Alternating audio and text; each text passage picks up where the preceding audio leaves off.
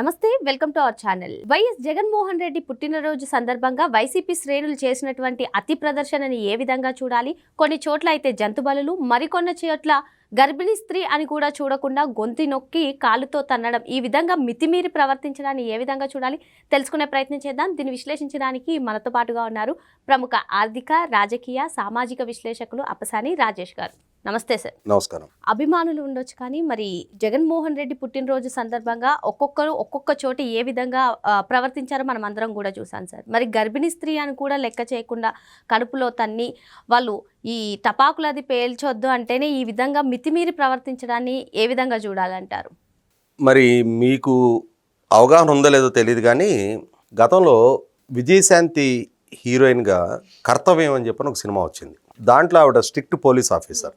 ఆవిడ విధులు నిర్వహిస్తున్న ప్రాంతంలో పుండరీకాక్షయ్య గారు అని చెప్పని ప్రముఖ ప్రొడ్యూసర్, ఆయన విలన్గా నటిస్తారు. అందులో ఆయన కొడుకుని రాజకీయ రంగ ప్రవేశం చేపిస్తూ ఉంటారు. ఆ రాజకీయ రంగ ప్రవేశం చేయించే సందర్భంలో ఆ కొడుకు పుట్టినరోజు, ఆ పుట్టినరోజు సందర్భంగా చాలామంది పేదలను ఆహ్వానించి ఏం చేస్తారంటే డబ్బులు విసిరేస్తారు. ఆ డబ్బులు ఏరుకునే తొక్కిస్లాట్లో చాలామంది అమాయకులు ప్రాణాలు పోతాయి. అక్కడ అంటే ఈ తొక్కిసలాట జరగటానికి ఆస్కారం ఉంది అని చెప్పని ఈ బందోబస్తు నిర్వహిస్తున్న ఈ పోలీస్ అధికారినిగా విజయశాంతి గారు అలా డబ్బులు విసిరేయొద్దు అని చెప్పని వాళ్ళని వారించే ప్రయత్నం చేసినా కూడా వాళ్ళు వినిపించుకోకుండా రాజకీయపు అహంకారంతో వాళ్ళు ఆ విధంగా వ్యవహరిస్తారు. అలా వ్యవహరించి ఇంతమంది ప్రాణాలు కోల్పోవటానికి బాధ్యులయ్యారు అని చెప్పని పుండరీకాక్షయ్య గారి కొడుకుని, పుండరీకాక్షయ్య గారిని అరెస్ట్ చేసే ప్రయత్నం చేస్తా ఆవిడ. అంటే ఆ సినిమా కథ టర్న్ తీసుకోవడానికి ఆ సీన్ పెట్టారు. ఈ రాజకీయ నాయకుల పుట్టినరోజు వేడుకలు వాళ్ళు ఎంత గ్రాండ్గానే చేసుకోవచ్చు. వాళ్ళకి సొమ్ము, వాళ్ళ అభిమానులు ఉంటే సహజంగా ఏం చేస్తారు, పుట్టినరోజుల సందర్భంగా రక్తదాన శిబిరాలు ఏర్పాటు చేస్తారు, అన్నదాన శిబిరాలు ఏర్పాటు చేస్తారు, హాస్పిటల్స్లో పేషెంట్లకి పండ్లు పంచుతారు, ఇటువంటి సేవా కార్యక్రమాలు చేస్తారు. అలాగే జగన్మోహన్ రెడ్డి పట్ల, ఆయన పట్ల అభిమానాన్ని ప్రదర్శించే నాయకులు కూడా, కార్యకర్తలు కూడా ఆయన పట్ల ప్రేమను వ్యక్తం చేస్తూ ఆయన పుట్టినరోజు వేడుకలు జరుపుకోవచ్చు, దాన్ని ఎవరు తప్పుపట్టరు.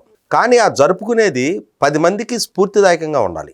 అరే ఇతను మన నాయకుడు కదా, ఇతను పుట్టినరోజు కదా జరుగుతుంది అని చెప్పని ప్రజల ఆశీస్సులు కూడా అతనికి దక్కేలా ఉండాలి.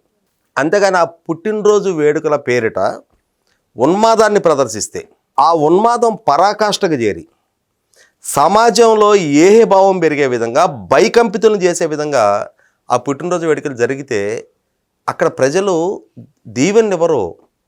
ఎప్పుడు వీళ్ళ పీడ విరగడవుద్దా అని చెప్పని శాపనార్థాలు పెడతారు. అతను ఒక నాయకుడు, అతనిది ఒక పుట్టినరోజు, ఆ పుట్టినరోజుని సెలబ్రేట్ చేయడానికి ఈ రకంగా సమాజం మీద బరితెగించుపడి అచ్చోసిన ఆబోతులాగా ప్రవర్తిస్తున్నారా అని చెప్పని, ఎప్పుడు ఈ పీడ సమాజానికి విరగడవుద్దా అని చెప్పని ప్రజలు చేత్కరించుకొని శాపనార్థాలు పెడతారు. ఎందుకు? కొన్ని సంఘటనలు, ఆ పుట్టినరోజు పేరిట జరిగిన కొన్ని సంఘటనలు, మరీ ముఖ్యంగా అనంతపూర్ జిల్లాలో ఈ మధ్యకాలంలో చూస్తున్నాం. వైసీపీ రప్ప గంగమ్మ జాతరలో పొట్టేళ్ల తల్లను నరికినట్టు 2029లో తెలుగుదేశం వాళ్ళ తల్లను నరుకుతాము అని చెప్పని బహిరంగ ప్రదర్శిస్తున్నారు. ఆఖరికి ఆ వైసీపీ శ్రేణులు ఎవరైనా పెళ్ళిళ్ళు లాంటి వేడుకలు జరిగితే కూడా అక్కడ డీజేలు పెట్టుకొని, కత్తులు పట్టుకొని చిందులేస్తూ ఉన్నారు. అటువంటి చిందులేయటాన్ని, ఆ రకమైన ఫ్లెక్సీలు ప్రదర్శించడానికి కూడా జగన్మోహన్ రెడ్డి కూడా ఏముందబ్బా, పుష్ప సినిమాలో డైలాగే కదా అని చెప్పని సమర్థిస్తూ ఉన్నాడు. ఇటువంటి సందర్భంలో అనంతపురం జిల్లాలో చూసాం మనం. అతను పుట్టినరోజు అయితే నేను ఇందాక చెప్పాను కదా, అభిమానులకి వేడుకగా భోజనాలు ఒక 1000 మందికో 2000 మందికో పెట్టుకోండి, 10,000 మందికి పెట్టుకోండి, మీ దగ్గర స్తోమత ఉంటే. లేదు, ఊర్లకి బట్టలు పంచుకోండి, 10 మంది పేద పెళ్ళికి కానీ యువకులు ఉంటే వాళ్ళకి సామూహిక వివాహాలు జరిపించండి, వాళ్ళ ఖర్చు మీరు భరించి. అక్కడ హాజరైన ప్రతి ఒక్కళ్ళు కూడా జగన్మోహన్ రెడ్డిని దీవిస్తారు. అరే ఇటువంటి నాయకుడు అభిమానులు సమాజానికి ఇంత సేవ చేస్తున్నారు, వీళ్ళ నుంచి మనం ఈరోజు ఈ సేవ పొందుతున్నాం కాబట్టి మన ఆశీస్సులు వీళ్ళకి దక్కి తీరాలి అని చెప్పని మనస్ఫూర్తిగా వాళ్ళు దీవిస్తారు. కానీ వీళ్ళు ఏం చేశారు, నడి బజార్లో జగన్మోహన్ రెడ్డి ఫ్లెక్సీలు పెట్టి, ఆ ఫ్లెక్సీల దగ్గర పొటేళ్లను తీసుకొచ్చి పాశవికంగా వీడియోలు షూట్ చేస్తూ ఆ పొటేళ్ల తలలు నరికి దోశలతో ఆ రక్తం తీసి ఆ ఫ్లెక్సీల మీద రక్తాభిషేకం చేశారు. అంటే ఏం సంకేతాలు పంపిస్తూ ఉన్నారు? ఇప్పుడు మీరు మటన్ వండుకోవాలనుకున్నారు, లేదు అతని పుట్టినరోజు సందర్భంగా మీరు వేటలు కొయ్యాలనుకున్నారు, దాన్ని నడిబజార్లో వీడియో షూట్ చేస్తూ ప్రజలందరి సమక్షంలో తలలు నరికి ఆ రక్తం ఫ్లెక్సీల మీద చిమ్మటం ఏంటి? మనం సహజంగా మటను షాపులో అమ్మటం వేరు, కానీ గ్రామ దేవతల గుళ్ళ దగ్గర కూడా బలులు నిషేధం. ఇక్కడ జగన్మోహన్ రెడ్డి ఫ్లెక్సీకి ఈ పొట్టేళ్లను బలిచ్చారు. గ్రామ దేవతల దగ్గర ఎలా అయితే పొట్టేళ్లను బలిస్తారో, వెనకటి రోజుల్లో దున్నపోతులను బలిచ్చేవాళ్ళు, ఈ మధ్యకాలంలో పొట్టేళ్లను బలిస్తున్నారు. అలాగే జగన్మోహన్ రెడ్డి ఫ్లెక్సీకి ఈ పొట్టేళ్లను బలిచ్చారు. అంటే అతన్ని ఏమని నాయకుడని సంకేతం ఇస్తా ఉన్నారా, ఒక గ్రామ దేవత అనే సంకేతం ఇస్తా ఉన్నారా? ఇవాళ గ్రామ దేవతల దగ్గర కూడా బలులు నిషేధించారు. అయినా సరే మతపరమైన ఇష్యూస్ కాబట్టి పోలీసులు కూడా కళ్ళ ముందు జరుగుతున్న ఈ ఆలయాల దగ్గర చూసి చూడనట్టు ఊరుకుంటారు. దీనికన్నా కూడా పరాకాష్ట, ఇళ్ల ముందు క్రాకర్స్ కాలుస్తూ ఉన్నారు. ఒక గర్భిణి, 7వ నెల గర్భిణి. సహజంగా ఈ క్రాకర్స్ కాల్చే వాళ్ళకి వాళ్ళు ఒక తల్లికి పుట్టిన కొడుకులే కదా. ఆ గర్భం మోసే సందర్భంలో ఆ తల్లి ఎదుర్కొనే కష్ట నష్టాలు ఎలా ఉంటాయి అనేది వాళ్ళ అమ్మని అడిగితే, అమ్మ నేను నీ గర్భంలో ఉన్న రోజు నీకు ఎటువంటి పరిస్థితులు అనుభవించావు అని చెప్పని ఆ తల్లితో కూర్చొని ఎప్పుడైనా సామరస్యంగా మాట్లాడితే వాళ్ళకి ఆ తల్లి అవస్థలు తెలుస్తాయి. లేదు తన చెల్లో, తన అక్కో, లేదంటే ఒకవేళ వీడికి పెళ్ళయి ఉంటే భార్యో, వాళ్ళతో సన్నిహితంగా సంభాషిస్తే వాళ్ళ కష్ట నష్టాల గురించి తెలుస్తాయి. ఒక 7 నెలల గర్భిణి ఇంటి ముందు క్రాకర్స్ కాలుస్తూ ఉన్నారు. ఆ క్రాకర్స్ పేలుడు సౌండ్కి డెఫినెట్గా ఆ అమ్మాయికి ఇన్కన్వీనియన్స్ ఉంటుంది. అయ్యా నేను ఇబ్బంది పడుతున్నాను, నేను 7 నెలల గర్భవతిని, మీరు కొంచెం దూరంగా వెళ్ళి కాల్చుకోండి అని చెప్పని చెబితే తాగిన మత్తులో ఉన్మాదంతో ఆ అమ్మాయిని జుట్టు పట్టుకొని ఈడ్చి కాలుతో పొట్ట మీద దన్నారు. ఏ విధమైన ఉన్మాదం అది? అంటే వైసీపీ నాయకుడు జగన్మోహన్ రెడ్డికి పుట్టినరోజు జరిగితే ఆ పుట్టినరోజుకి ఎవరో గర్భవతి, ఆ గర్భవతి బలి కావాలా? ఏ విధమైన సంకేతం ఇస్తా ఉన్నాడు జగన్మోహన్ రెడ్డి? నిన్న పవన్ కళ్యాణ్ గారు ఆయన పార్టీలో పదవులు దక్కిన వాళ్ళందరితోటి సంభాషించాడు. ఆయన ఏమని వాళ్ళ శ్రేణులకు ఉద్బోధ చేశాడు? ఎంత బాధ్యతగా ఉండాలి, మన నాయకులు ఎవరు ప్రైవేట్ సెటిల్మెంట్లో ఇన్వాల్వ్ కావడానికి వీల్లేదు, మనం ప్రజాకోణంలో పనిచేయాలి, ప్రజలు నమ్మి మనకు ఓట్లేశారు, ప్రజల విషయంలో మనం తప్పుగా ప్రవర్తిస్తే ప్రజలు ప్రతిరోజు వాళ్ళ ఎమోషన్ బయట పెట్టుకోరు, వాళ్ళ కోపాన్ని ఎన్నికల రోజు ఓటు రూపంలో వ్యక్తం చేస్తారు. జగన్మోహన్ రెడ్డి మీద ఆ కోపం వ్యక్తం చేశారు కాబట్టి వాళ్ళు మనకి అధికారం దక్కింది, ఆ గౌరవాన్ని మనం నిలుపుకోవాలి. ఒక నాయకుడు ఆ విధంగా చెప్తా ఉన్నాడు. ఇంకొక నాయకుడు ఏం సందేశం ఇస్తూ ఉన్నాడు?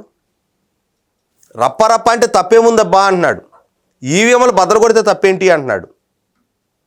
అన్యాయంగా అక్రమంగా మా వాళ్ళని అరెస్టులు చేశారు అంటున్నాడు. ఒక్క సందర్భంలో అయినా సరే, ఒక్క కేసు విషయంలో అయినా సరే, అరే మా నాయకులు చేసిన ఈ తప్పు విషయంలో నేను పశ్చాత్తాపం వ్యక్తం చేస్తున్నా, మాకు దక్కిన అధికారాన్ని అడ్డు పెట్టుకొని మా నాయకులు ఈ విధమైన తప్పుడు ప్రవర్తన ప్రవర్తించారు అని చెప్పిన పశ్చాత్తాపం వ్యక్తం చేస్తే అది అతని గౌరవం పెరుగుద్ది. లేదు మొన్న జరిగింది సంఘటన, ఆ గర్భిణి మీద దాడి. ఈ జగన్మోహన్ రెడ్డికి ఒక చెల్లెలు ఉంది, ఒక తల్లి ఉంది, ఒక భార్య ఉంది, 2 కూతుళ్ళు ఉన్నారు కదా. ఆ ఆడబిడ్డ కష్టం ఏంటనేది అతనికి తెలియదా? 7 నెలల గర్భిణి కడుపు మీద పెట్టి తంతే ఆ బాధ, ఆ ఆవేదన, ఆ కుటుంబం అనుభవించే మానసిక ఆందోళన ఇతనికి తెలియదా? తెలిసి అహంకారంతో, కండకావరంతో కళ్ళు మూసుకుపోయి నాకు ఒక పార్టీ ఉంది, నాకు ఒక మీడియా ఉంది, నాకు ఒక సోషల్ మీడియా ఉంది, నా దగ్గర కట్టుపోయేంత డబ్బు ఉంది, ఈ డబ్బుతో నేను దేన్నైనా శాసించగలను అని చెప్పనే మిడిసి పడతా ఉన్న జగన్మోహన్ రెడ్డికి ఇవాళ ఆ స్త్రీ కన్నీటి ఆవేదనతో వచ్చే కన్నీరు పెను శాపమే తగులుద్ది. ఇప్పుడు వాడెవడో ఆమె మీద ఉన్మాదం ప్రదర్శించడం కాదు, అటువంటి ఉన్మాదుల ముఠాకి నాయకుడు జగన్మోహన్ రెడ్డి. వీళ్ళని వాళ్ళ రాజకీయ పార్టీ అనాలా, రాజకీయ పార్టీ కార్యకర్తలు అనాలా? లేదు, మనం గతంలో చూసాం ఆల్ఖైదాలు, తాలిబాన్లు అని చెప్పని వాళ్ళ టైపులో వ్యవహరిస్తున్న వ్యక్తులు అనుకోవాలా వీళ్ళని?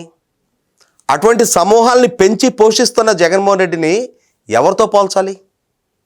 బాధ్యత గల నాయకుడు అయితే, సమాజం పట్ల బాధ్యత ఉంటే, ప్రజల పట్ల బాధ్యత ఉంటే మొట్టమొదట నీ నాయకత్వాన్ని సంస్కరించుకో, నీ విధానాల్ని సంస్కరించుకో, నీ శ్రేణుల్ని సంస్కరించుకో. అవేమీ చేయకుండా అచ్చోసిన ఆంబోతుల్లాగా సమాజం మీదకి వదిలేసి ఇవాళ నడిబజార్లో పొట్టేళ్ల తలలు నరికి దోశలతో రక్తం చిందించి అదేదో నీ పట్ల భక్తిభావం అనుకుంటున్నావా? లేదు, సమాజంలో పెరుగుతున్న ఉన్మాదానికి ఇది ప్రతీక. అరే నడిబజార్లో ఈ రక్తాన్ని ఈ రకంగా చిందించడం ఏంటి? మనం ఒక సామెత చెప్తారు పెద్దవాళ్ళు, మాంసం తింటున్నారు అని చెప్పని ఎముకలు మెడలో వేసుకోని అవసరం లేదు అంటారు. అక్కడ చంపిన వేటలతోటి నువ్వు మాంసం వండుకొని తినొచ్చు. ఇంకొకరు షాపులోకి వెళ్ళి కొనుక్కొని వచ్చి వండుకొని తినొచ్చు. ఇద్దరు మాంసాహారులే. కానీ వాళ్ళు షాపులోకి వెళ్ళి కొనుక్కొచ్చుకుంటున్నారు. నువ్వు కూడా విందు చేసుకునేవాడివి గుట్టుగా చేసుకోవాలి. అది నువ్వు నడిబజార్లో ప్రజలందరి సమక్షంలో ఫ్లెక్సీలు కట్టి ఆ ఫ్లెక్సీల ముందు నరికి ఆ నరికిన రక్తం దోశలతో నువ్వు ఆ ఫ్లెక్సీల మీద చిమ్ముతున్నావు అని అంటే నువ్వు నీ నాయకుడిని నరబలి రక్త పిపాసిగా చిత్రీకరిస్తున్నావు. నీ నాయకుడిని బలిగోరే నాయకుడిగా నువ్వు పోటీడు చేస్తున్నావు. ఇప్పుడు జగన్మోహన్ రెడ్డి కూడా ఆలోచించుకోవాలి. తాను బలి కోరే నాయకుడా, సమాజ హితం కోరే నాయకుడా? తన శ్రేణులు ఏ దిశగా అడుగులేస్తూ ఉన్నారు, తాను తన శ్రేణుల్ని ఏ దిశగా అడుగులేయించుతూ ఉన్నాడు? తన నాయకత్వం సమాజానికి ఏం సంకేతం ఇస్తూ ఉంది, సమాజం తను ఏ విధంగా అర్థం చేసుకుంటా ఉంది?